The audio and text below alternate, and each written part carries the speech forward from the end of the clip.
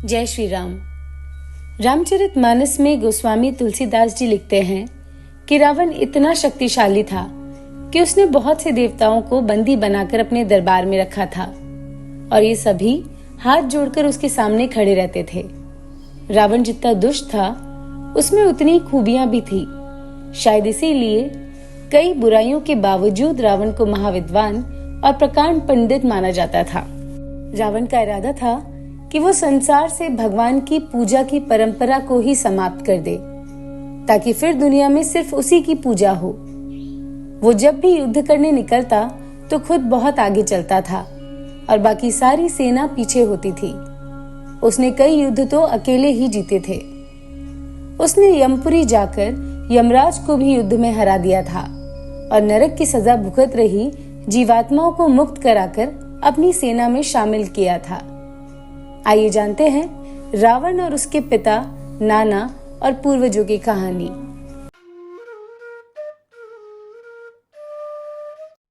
पौराणिक काल में राक्षसों में हेती और प्रहेती दो भाई थे। प्रहेती तपस्या करने चला गया, परंतु हेती ने भया से विवाह किया, जिससे उसके विद्युतकेश नामक पुत्र उत्पन्न हुआ। विद्युतकेश के सुकेश नामक पराक्रमी पुत्र हुआ। सुकेश के माल्यवान, सुमाली और माली नामक 3 पुत्र हुए।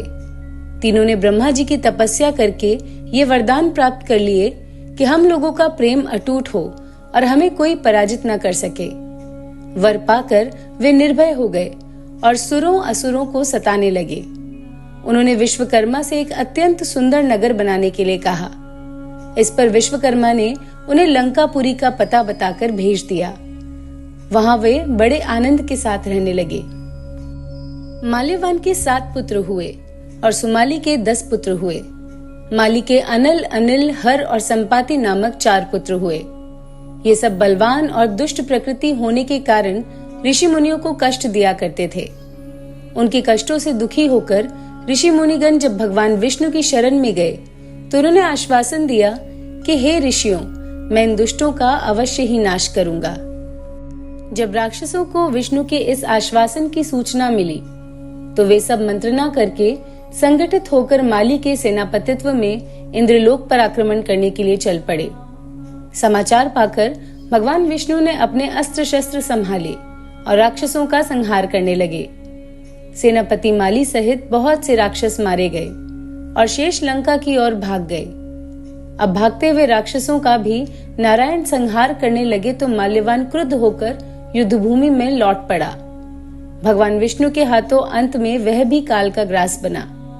शेष बचे हुए राक्षस सुमाली के नेतृत्व में लंका को त्याग कर पाताल में जा बसे और लंका पर कुबेर का राज्य स्थापित हुआ।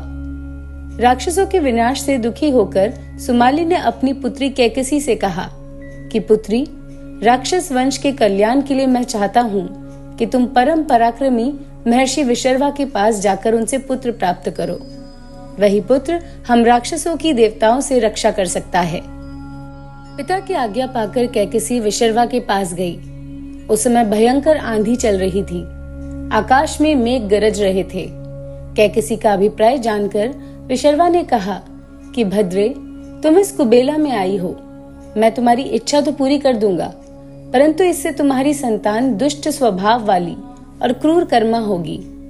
मुनि की बात सुनकर कैकसी उनके चरणों में गिर पड़ी और बोली कि भगवान, आप ब्रह्मवादी महात्मा हैं। आपसे मैं ऐसी दुराचारी संतान पाने की आशा नहीं करती, अतः आप मुझ पर कृपा करें। कैकसी के वचन सुनकर मुनि विशर्वा ने कहा कि अच्छा, तो तुम्हारा सबसे छोटा पुत्र सदाचारी और धर्मात्मा होगा। इस प्रकार कैकसी के 10 मुख वाले पुत्र का जन्म हुआ, जिसका नाम दशग्रीव यानी कि रावण रखा गया। उसके पश्चात कुंभकर्ण, शूर्पणखा और विभीषण का जन्म हुआ। दशग्रीव और कुंभकर्ण अत्यंत दुष्ट थे, किंतु विभीषण धर्मात्मा प्रकृति का था।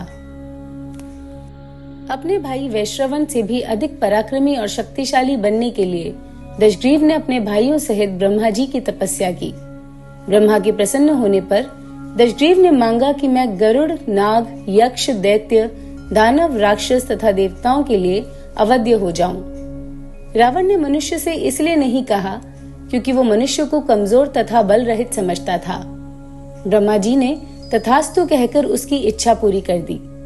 विभीषण ने धर्म में अविचल मति का, और क्योंकि कुंभकर्ण की इच्छा इंद्रलोक को पाने की थी, इस वजह से भयभीत इंद्र ने मां सरस्वती को कहा कि जब कुंभकर्ण वरदान मांग रहा हो तब आप उसका ध्यान विचलित करें। और सरस्वती की मायावश कुंभकर्ण इंद्र की जगह निंद्र बोला, जिससे वह 6 माह सोता था और 6 माह जागता था। तो ये थी रावण के जन्म की कहानी। धन्यवाद।